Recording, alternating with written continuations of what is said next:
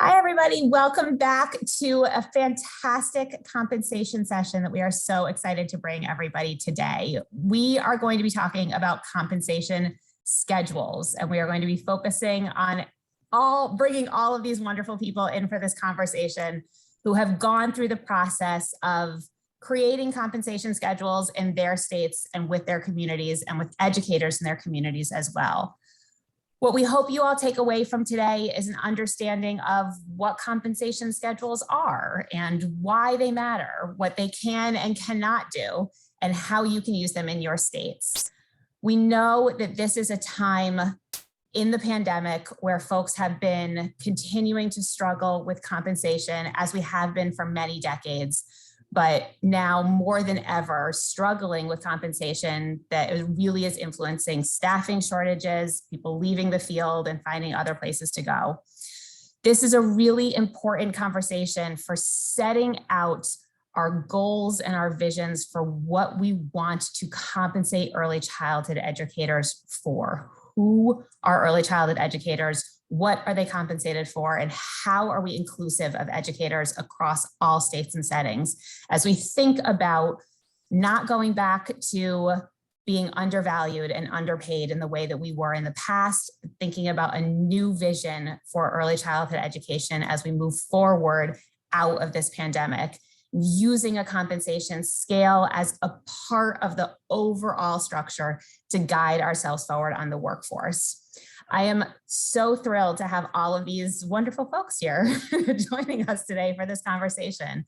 And we're really just going to jump right in. So I am going to start with turning it over to Cass Wolf, who is the Chief Strategy Officer for the Child Care Services Association in North Carolina.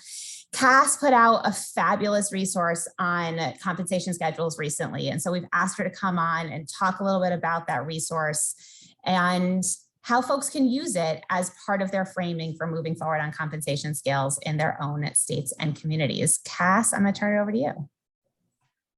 Thanks, Lauren. So I want to start by making sure we all understand that compensation schedule, salary scale, wage scale, they're used pretty much interchangeably. You'll hear us say one or the other or some combination of them. A wage scale might be exclusive to wages and not include benefits, but generally we use them pretty much interchangeably. I certainly did, and we did when we wrote the white paper. So they are a wonderful tool, but they are a tool and they are part of a system. We can't use them generally as a standalone document because they require money.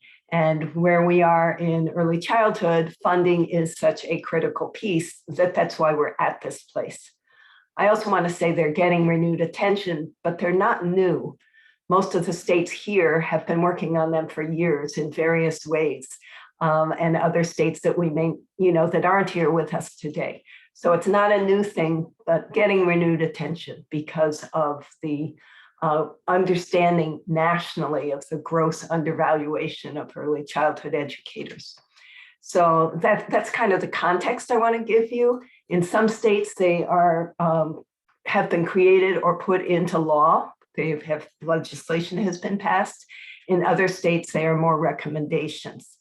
But where they've been put into law, generally, they are, again, not in force because they need to be part of this larger funding system, which we still have yet to create in all of our states and, frankly, in our country. So I want to talk a little bit about what's happened in North Carolina. We created Child Care Services Association, was part of the North Carolina Moving the Needle Task Force. And as a part of that, we created a voluntary salary scale and a model scale. And the reason it's voluntary is because we wanted to have individual programs be able to use it as guidance for them if they're thinking about, I don't know how to set up a proper scale for my employees, or I've just paid people based on what's in my budget. So instead, moving towards something that's transparent, equitable, fair, And actually, our scale has parity with the public schools. So it becomes a goalpost for programs. And so that's how it's been set up in North Carolina. And we actually used it as part of our stabilization grants as a way programs could get points in the application process by agreeing to use the salary scale. So that's just new and ongoing. Once we did that, Child Care Services Association, through our national center, which you might know as the Teach National Center, recognized that it was time to take another step. And that is the white paper that Lauren referred to. And it's called A Look at Salary/Wage Scales for the Early Childhood Workforce. And I think at some point, Lauren will post a link to that for us. But that is a compilation of information that's both about states as well as general information. We feature 8 states. There's a table at the end of the document that shows what each of those states are doing at a point in time. And that point in time was the fall of 2021. So, and in addition to the information, there are links to various documents for each state that we found useful for pulling together, understanding their process and learning what's going on in the states. So those are available to all the readers. And then the general information that's in there are about the components of a wage scale, the benefits of having a wage scale, key decisions that need to get made, the data that you need to think about. There's a bit about financing, and then there's other recommendations that don't fit into any of those, but are really important considerations that have to get made. And I could spend the next hour alone talking about each of those, but actually I don't have to, because all of the other experts here are going to touch on those by talking about the wage scale process they've had in their state. So again, you'll see the wage scale posted at some point in our chat. Thanks, Cass. We will. We'll be posting lots of resources, guys. So just stay tuned and keep track of the chat. And thank you so much for highlighting too the ways that you targeted towards parity. We'll hear a lot more about sort of the decision-making processes that go into the compensation scales in all of your various states. And for talking about the way that you embedded the salary scale into the elements like the stabilization grants, that is such a great example of how to recognize that a piece of paper on its own doesn't get us to compensation, but using it as an advocacy tool and tying it into the other places where we do have funds that are going out is really how advocates, folks listening today, can think about why use a compensation scale.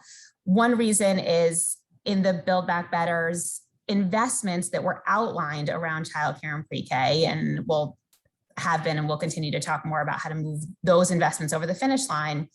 There was a targeted conversation around states needing to develop compensation scales. And so that's part of why we're seeing this resurgence of push to think about compensation scales, but also because of its utilization as an advocacy tool. And so, you know, look, not all the states who have worked on a salary scale are here part of this today, though we've obviously gotten a lot of folks here together. But there are lots of states that have been moving towards this, thinking about this, have it partway done, have something that's already on the table in some, in some communities, and just thinking about how to elevate and learn from each other in this process, so we're not all creating it one by ourselves at a time. And thank you so much for the white paper to help everybody do that as well. One of the things that we really focused on is how educator voices are really helping to form and inform the work on the salary scales that states are taking on, that states are working on. And for this, I'm going to turn towards Theresa Hawley, who is the Director of Early Childhood Transformation with Northern Illinois University in partnership with the Governor's Office, and Bella Mote, President and CEO of Carol Robertson Center for Learning in Illinois, who have a long and amazing history in early childhood education field and have done tremendous work on engagement. So I'm going to turn it over to y'all. All right. Well, here in Illinois, it's always about how you're going to use the salary scale that you're creating. Like, why did you come up with it? What was the context? What was the purpose? So here in Illinois, it's been a sort of city and state marriage here of how we've been doing this work as we move forward. So probably about 5 years ago, our city, with its Head Start grants and its our state-funded preschool, which flows through Chicago Public Schools to community-based organizations in Chicago, was really looking at the crisis that they were having in staffing across their programs. And, it's a system that requires bachelor's level teachers with their certification, all of that. And not surprisingly, they were losing teachers from their community-based programs all the time into the public school settings. And so they're like, we got to do something about this. Wisely, they said the first thing we need to do is to understand how we're paying the programs so that they could actually pay the staff. And so it was in the context of doing a cost model for how much do we need to be funding these programs that we took on the task of, well, you can't do a cost model unless you have a salary scale and a staffing model that build your cost model. So in that context, we really did an incredibly deep dive into the budgets of several community-based organizations, mapped out a whole bunch of things, pulled together a whole lot of data. But then I think really excitingly, and this is what I'm really proud of in the work that we did, we brought over 100 people into a room together, providers all across the spectrum, really small community-based storefront kind of providers who were engaged in our community preschool programs, all the way up to huge multi-service organizations. Brought them in, around little tables and said, hey, let's duke it out of what we think is a reasonable staffing pattern that we can all agree needs to be costed out. And then what is the salary scale that goes along with that? So we did that work, and that helped inform what the city did in terms of its development of a new RFP to recompete that whole system that actually included salary minimums that were required for all this. So this actually got put into practice within the city.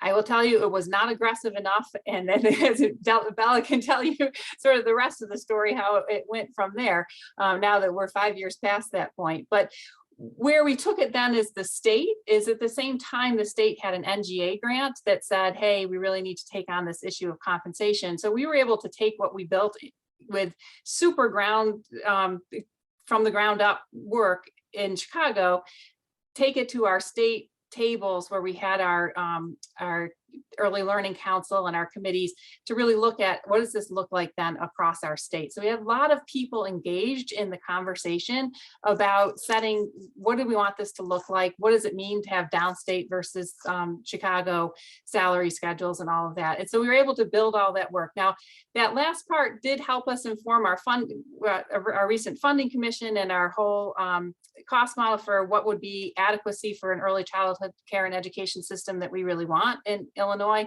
across the state. We're not quite there in funding all that. We were so ready for Build Back Better, and still are, and we're really excited to get going on that.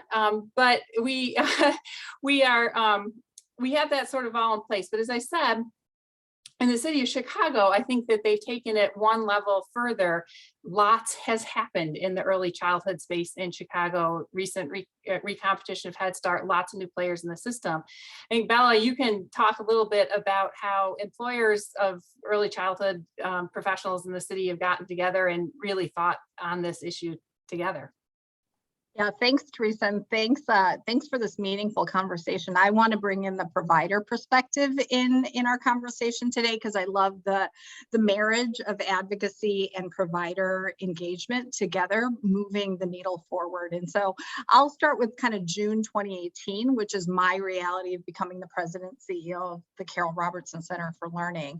And at that time, one of the first things that I did was start to appreciate sort of the salaries, the inequities, the opportunities within my own organization. And fortunately, what Theresa described, that there were some meaningful conversations that were already taking place at the city level, looking at some of the disparities and the urgencies around our workforce crisis, right? That it's been a tsunami for many years, and with COVID, it just became a deeper tsunami. And those conversations really led to this RFP, which Theresa talked about. I think it really paved the way for some of those harder conversations conversations around what is really the true cost of early childhood. Do you take a classroom-based opportunity? Do you look at it by, by staffing structures? And those tables really allowed us to convene and get on the same page, if you will. From there, the city of Chicago has gone through quite a bit, right? There was a super grantee, which was an entity of the city of Chicago, the Department of Family Support Services, that issued its own RFP, which is what I think spurred some of the work that Theresa talked about. But then the Office of Head Start also recompeted the super grantee. And when that happened, it really did a couple of things for providers. One, it allowed us to look at the data that was collected over the years with the city to really assess what was happening at the state level. And then also there was this really important funding commission that was, created by Governor Pritzker that allowed us to really tackle some really key issues, including the true cost of early childhood. And so when the recompete happened, there were 5 new community-based organizations that fell into the mix of this landscape. And one of the things I think all of us know is that Head Start actually does require a compensation study to happen, right? So ding, ding, ding, ding, ding. How does a provider like Carol Robertson Center for Learning say, hey, I have to fulfill my responsibility as one, an employer, to a provider of really important services on the ground to under-resourced and underserved communities, and 3, how do I really bring this in a meaningful way to the sandbox that we're all playing in? And so fortunately, a lot of the work that we're talking about today in Chicago, there was a collaboration called the Early Childhood Workforce Partnership that was building. And I have the privilege of co-chairing that with somebody from Chicago Public Schools, the chief of early childhood there, and a for-profit provider.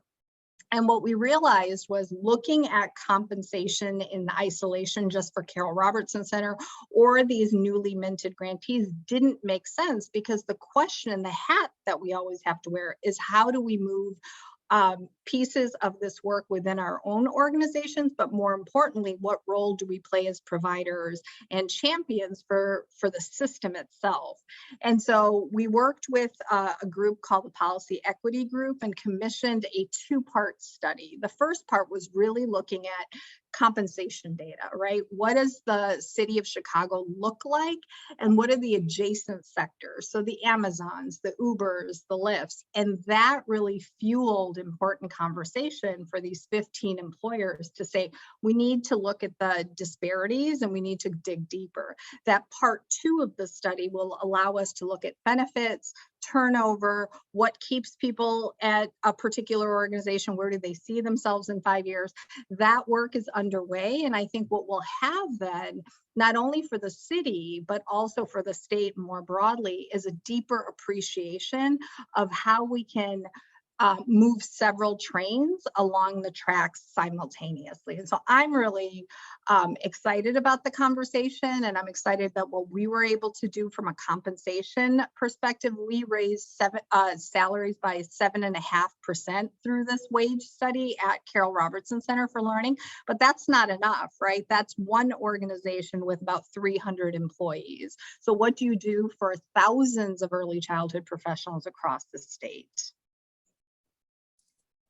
It's clear that we could each, so far we can each spend an hour in each of these things and probably much more. It's just getting, I mean, this is such rich information. And I know folks who are listening, like, these are opportunities to follow up with folks and think more deeply about, as we're all doing this work in our own centers, family childcare homes, communities, cities, states, at all of these levels, thinking about the lessons that we're taking from each other. I really appreciated how you elevated some of the other sectors as well, and looking across disparities. We talk about sort of parity with K-12, but some of our compensation challenges right now are losing people not just to the public schools, though of course that happens, but to retail and food service and all of the other sectors that are able to raise wages in a way that childcare and early learning are not, the way that we're constrained because of our market. And this was really part of the conversation that we had in Power to the Profession as well, looking at other sectors, learning from other sectors. And we're going to turn now to folks in Minnesota, to Zina Noel, who is now a doctoral student at the Northwestern University. and served as the early childhood policy consultant who worked with McCully, who is the executive director of Child Care Aware of Minnesota, and how they really looked at this connection between unifying framework, the professional pathways, the compensation, and the way some of these pieces really integrate so that we're able to look at the whole of how we approach the systemic work. So I'm gonna turn it over to you guys. Thank you so much, Lauren. Well, thank you. I'm so happy to be here. I'm learning more than I probably am going to present just from listening to my colleagues. So thank you for that opportunity. I'm just going to give a quick sort of contextual overview, and then I really want to make sure that the bulk of the time is handed over to Zena, who really did the on-the-ground work. So our work on salary scales really grew out of sort of three interlocking, I will call them, task force work groups. Our first was, we did form a group. We were one of the states who worked with the national academies after the release of the Transforming the Early Childhood Workforce report, and took on the task of a small group of us back in 2016 of starting to work with them as a cohort with other states to say which of these recommendations might make sense for Minnesota. Can we start some work? And really have kept that work going even long after that cohort ended, and it sort of changed and morphed in terms of who's at that table, grown certainly, but the concept and the core of that work still continues. We then were lucky enough to also receive some funding from the Moving the Needle project for the Teach National Center. And that, of course, is very focused on specifically compensation. And that's probably the most direct place where our work on salary scales came, but it also, as I say, intertwined with our other work. We spent some time in that group also saying what is already in existence in state government, where might we be able to embed elements of compensation, and then of course what else is missing, hence the discussion about a salary scale. And then finally, we were lucky enough, we have two of the people who were on the national Transforming the Financing report, actually based in Minnesota, and we were able to include them and create yet another team that looked at really taking that report and thinking about how will Minnesota address this issue of transforming the financing. And of course, the salary scales is a piece of that. And that included folks from the University of Minnesota, the Federal Reserve, First Children's Finance, which again, we're lucky enough to have based here in Minnesota. Finally, I'll just say the other folks around our table included Family Child Care, center-based directors, Department of Employment and Economic Development, who actually helped us co-publish the paper about our salary scale, the K-12 system, higher ed representation. And at the end of the day, and Zena will reflect on this too, we did include both all along the way, and at the end, our Governor's Children's Cabinet. But I would like to hand it off to Zena, who was our policy associate that we hired to work across all three of those spinning plates, and she'll tell you more about the specifics.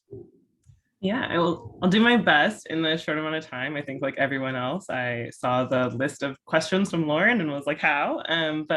So I just wanted to highlight a couple things from the work that we did. I think particularly around the aligning the pathways. Minnesota, I think what was unique about the process, we did what everyone did. We looked at everyone else's salary scales. We pulled in, we had wonderful people from Nebraska and North Carolina talking to us, as well as the Teach team. So we really use every resource available, but we also wanted to honor the existing workforce in Minnesota. And that was just like the constant refrain. So it was like, if we're it can't be a legislation because we can't ensure that family child care providers will pay themselves $15 an hour or whatever we set the living wage as. Like we can't do compensation right now or non-wage benefits because we want to make this across the whole state. So there are all these parts where we're making decisions about maintaining support within the workforce that existed. And Minnesota uniquely has this really large amount of family child care providers. And so we really wanted to make sure that our salary scale fit for them. We kind of went back and forth on a couple of things, but the main part then was making sure that the Minnesota professional career lattice was then aligned with whatever salary scale we developed. And so I was really jealous of many of the complex scales that I saw, but the unifying framework was just really easy. We could really simply fit buckets of the Minnesota career lattice into it. Whatever conversations we'd had with our higher education partners, they fit also within terms of what recommendations for certification or for degree entry. And then I think the big thing we did was another survey of non-education, kind of like Chicago. So we looked at everything from nursing to law enforcement to electrical engineers, to anybody who had a similar trajectory in terms of a a field-specific certification as a starting point, but went all the way up to master's professional level degrees, and just trying to figure out what was the average, if there was any sort of average in that pay increase. Then at the same time, we were looking at these different living wage calculators. We chose to go with DEES, which is the Department of Employment Economic Development here. They had a across the state living wage, which is how we decided to do not regional specific wage scales, but to do a statewide wage scale.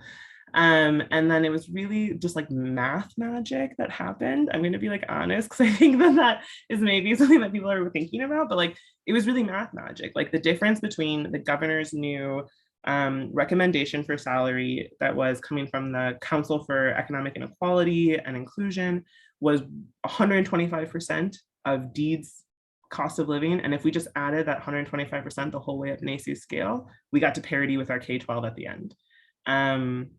So it just worked. It was the low end of pay increases, right? Like if we were looking at law enforcement or nursing, that difference in a BA to a master's was at like a 9 to 10% pay increase. So we're really talking about a 1.245 pay increase. It's not a lot, but it was consistent with other fields and other trajectories, and we felt like we could make a defense for it. And then it was also really simple and it was easy to communicate. The goal was not to make it legislation, as I said. The goal was to make it easily embeddable. And so we wanted to make sure that that could happen. I think maybe the one other kind of interesting thing is that we, in trying to mash or crosswalk the Minnesota Career Lattice with the unifying framework, about half of our professionals would have been left out. So we actually decided to create the entry level, the pre-NAEYC unifying framework, ECE1, to kind of take account of anybody who was not at that certification level or didn't have that experience, to entice people into the field by setting a competitive minimum wage for the field, or at least a discussion around it, let's say, but also honoring all the people who, who are in that space. So yeah, that was like the big chunk. I think I got through all of the different comparison groups. Oh, I will say one thing that we were not able to do was figure out a comparison group in terms of days worked. And really that, I think, going forward, it was something that I really wanted to keep looking at, is that when you, even if you take out the non-wage compensations and you say we're just going to look at salary, the salary is just not comparative between K-12 and early education. And it's really not even comparative between something like nursing or law enforcement that have a lot more guaranteed days off, even if they're not used. And so I think when we're not considering the non-wage benefits, it gets really complicated talking about something like parity, which is, I guess, where I would want to end it on my side. Thank you. And I so appreciated and continue to appreciate Zina's wise counsel on this. She learned a lot more about salary scales than I certainly did. I did just want to say as a closing that the place we hope this will go, one of the places we hope this will go, that same group I talked about, the Transforming the Workforce, continues to work. We have been lucky enough to get some funding to have a lobbyist the last couple of years, and we were able to put in place something we've always wanted, which is a really overarching task force to come at this issue holistically. And, in so many words, the legislation doesn't say this, but my version is the system isn't working. We have to blow it up and recreate it. I wish it would have said that, but they didn't go for that language. They did, however, go for language that talks about how do we make it equitable for parents, creating a system where family costs for early care and education are affordable.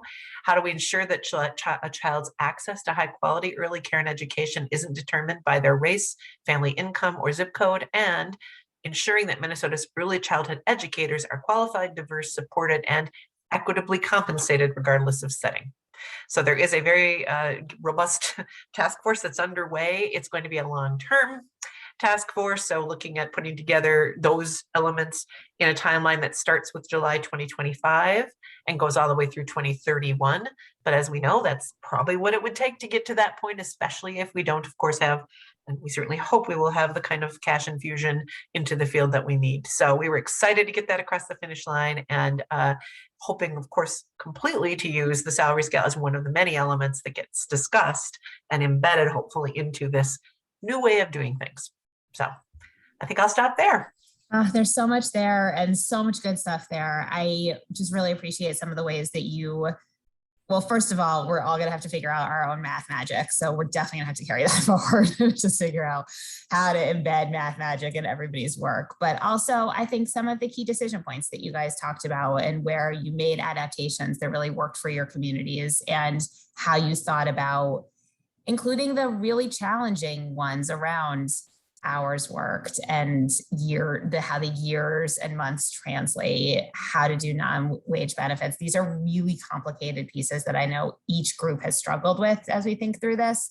So I'm going to turn it over to Madeleine Bayard, who is the lead on the Delaware Early Childhood Council and at Rodell, and Julie Bieber, who is the Director of Operations at Kingswood Community Center Early Learning Academy.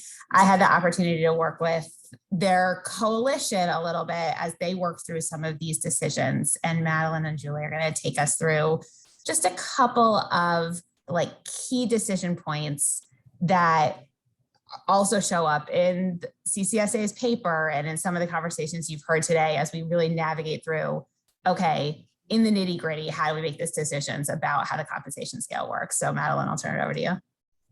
Yeah, thank you so much, Lauren. And just kudos to especially Minnesota and Illinois who've spoken so far. We certainly looked at and learned from all of your work. So standing on your shoulders, and we appreciate that. Many of the things you mentioned, we considered, I would say, in addition to the things that have been mentioned so far, we were looking at things like our K-12 educator salary scale, which we have a minimum set at the state level. We were looking at things like labor data, which were statewide. And the fact that we want to move to a subsidy rate that is more equitable across the state, knowing that that was eventually, the tool to use to build toward this cost of care methodology. So those were some of the things that informed our notion of, this is a statewide scale. And I think another factor for us was minimum wage has been increased recently, had just been increased in the same legislative session that we passed a resolution to get the salary scale going. And so we had some good discussions about, okay, new minimum wage at 15, what does that mean about incentivizing even an intern into the field that we respect as a profession and as a highly skilled workforce, that we want to be treated that way. So those were some of the factors we considered. I think the other kind of really thoughtful consideration, and I'll turn it over to Julie, was, between our levels, we have 5 levels. We did look at the 3 from Power of the Profession. We have sort of an entry intern level, and then 4 from that.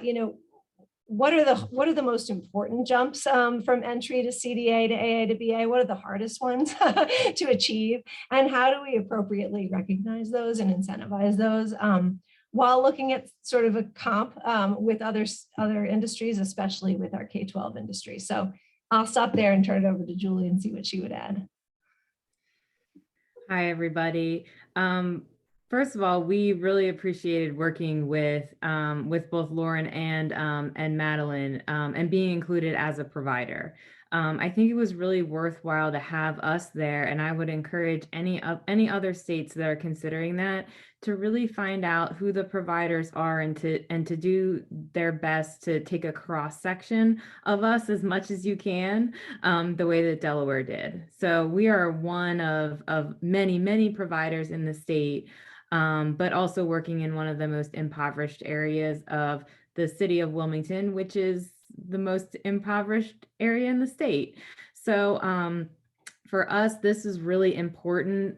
It's an important tool for us, and sometimes we find ourselves as educators and as administrators, we feel like we might be a little bit in the chicken and an egg thing, right? We want to know, how can we increase the salary scale? How can we increase wages? But how can we increase the income that's coming in order to pay it out? So developing this tool is going to be really important for us to say, as an advocacy tool, also for us to help raise philanthropic dollars on our own to supplement whatever comes in from the state, to say, hey, this is where we really need to be. This is what the state provides, and how can we get there? But I think also in looking at the scale, we really looked at some of the positions, and we found quite a lot of positions that are actually not comparable to K-12. So we have a position in Delaware that has been required called a curriculum coordinator. And this person is the person who's supposed to be advising the director of the center, helping implement the curriculum, the fidelity, that kind of thing. But as we all know, when the cook is sick, that person is also the cook, and that person is also the substitute teacher.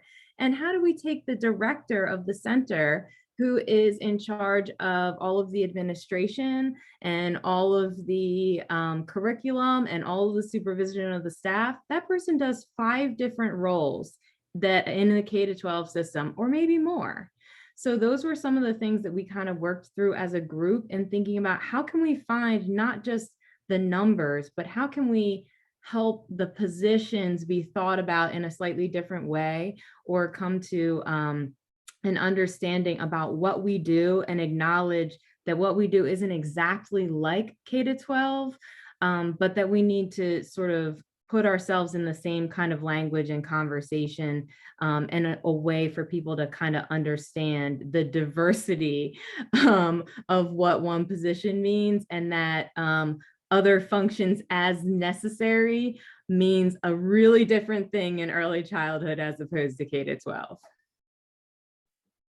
I would just add that, Julie's point about having providers there, I think folks that we had from economic development or the K-12 system maybe don't realize that just to be able to keep the center staffed, they have had to raise it, whatever it is, $500,000 a year to be able to compensate on top of what the state provides. And so painting that picture, that's the other advice I would give, is cast a wide net in terms of who's involved. We educated a lot of people through this process. I think, Julie, people in the K-12 system who didn't realize the state of the field, people in economic development who are trying to recruit young families to Delaware. So definitely use it as a tool to shine a light on the inequity that we all know is there.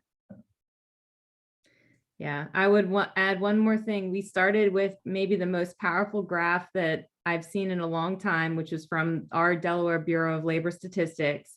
It ranked the occupations hourly wages for professionals in Delaware. And there I see early childhood education at $10.19 an hour, right above fast food worker and right below dishwasher. And our folks at the Department of Labor could not believe that that's where early childhood was in our state. So like Madeleine said, sometimes it is an issue of awareness. And that really having that sort of context of where early childhood fits compared to other occupations, like Zena was saying, was very helpful.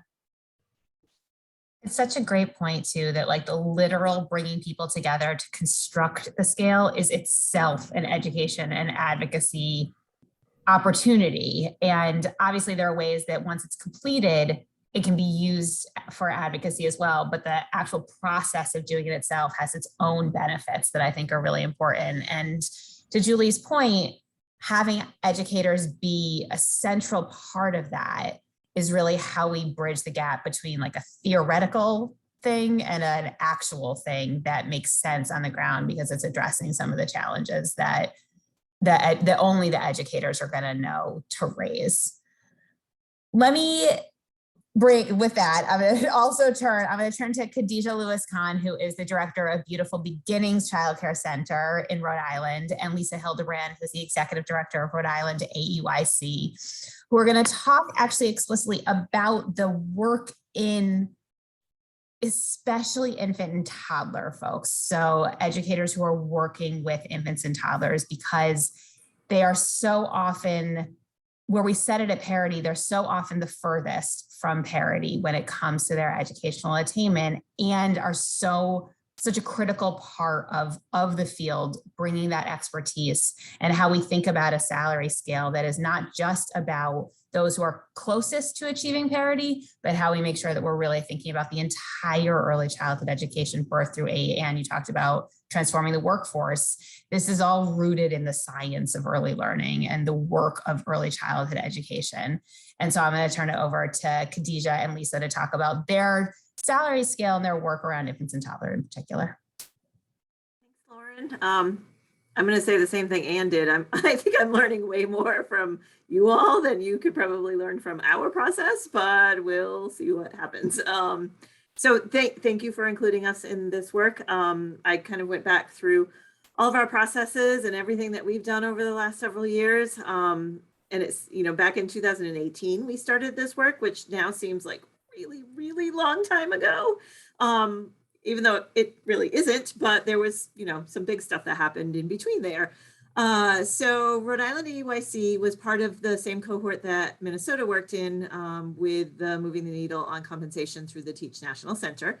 And when we received that support, we partnered with Rhode Island Kids Count, who is, or was at the time, and I guess still is, a Think Baby state, a Think Babies grantee with 0 to 3. And so there was very much a focus and a value placed on the work through them to focus primarily on our infant and toddler workforce.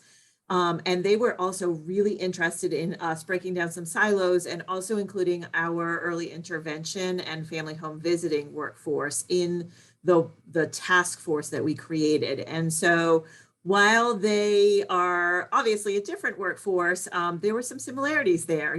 Their funding streams were different, but they were also experiencing a staffing crisis. They were also experiencing shortages and also really dealing with some compensation issues too. So it was great to be able to have everybody in a room, which we can do really very easily in Rhode Island. Not so much anymore, but we were able to get together and talk about these compensation issues with an infant toddler focus in a way that we had never done before. So we, through the course of several years, created a report, and I'm sure Lauren will share the link to that.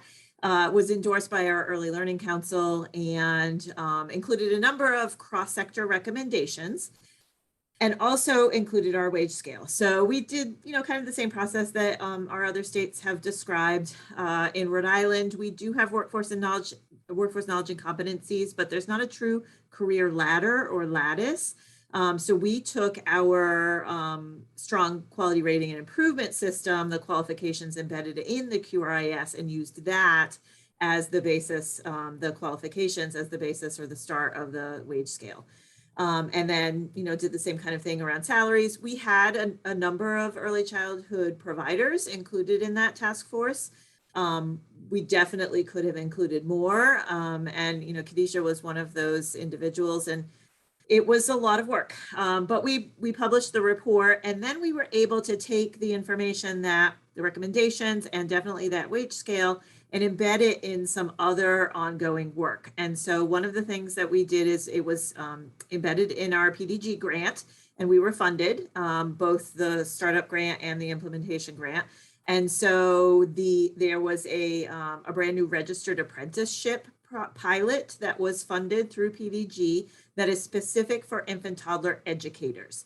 And we use that wage scale in order to determine the benchmarks for the registered apprenticeship. So the individuals need to make a certain wage already in order to participate, and the program needs to guarantee that they will start the individual at that rate. And then there are benchmarks that they need to meet along the way as they work towards their on the job learning requirements and their competencies and all the things that are embedded in registered apprenticeship. The other thing that we have used the report and the recommendations for is legislation. For the last couple of years, we've submitted legislation on an Early Childhood Investment Act, and it's really a planning bill to require our state to really embed this wage scale into a lot of other ongoing projects that the state is either working on currently or implementing. And also to use that when they're having conversations about rates and having conversations about other pieces of work that are really important, and so that we're all on the same page. And the other thing that we are still trying to get funding for is a demonstration project on a wage supplement for our early childhood educators.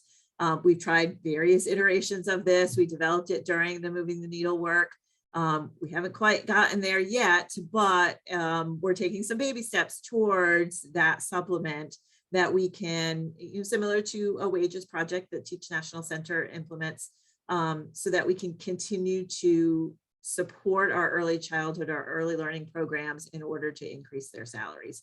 The tricky part, though, is that we can write reports, we can create, papers, we can, put all of these, the advocates can, advocate for lots of policy change, but on the ground, it doesn't always look like what we think it's going to look like.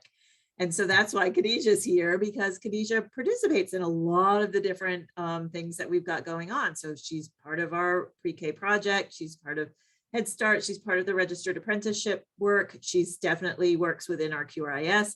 And she has the advocate lens too. So she's really the great person to talk about what it's like when she's trying to support her employees in her program. I'm going to turn it over to her.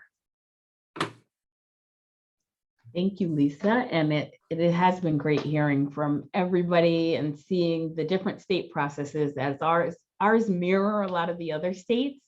And it's great to have this framework of what our vision for what early educators should be compensated for the essential work that they do.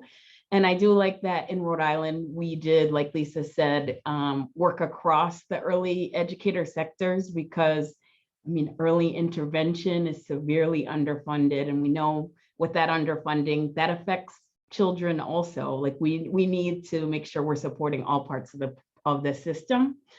So as a center, I am on the Early Learning Council, and I'm always also advocating for good compensation for our educators, and we know that they deserve it. We see the work that they do every day, how essential it is, their communication with parents, their support of children's development.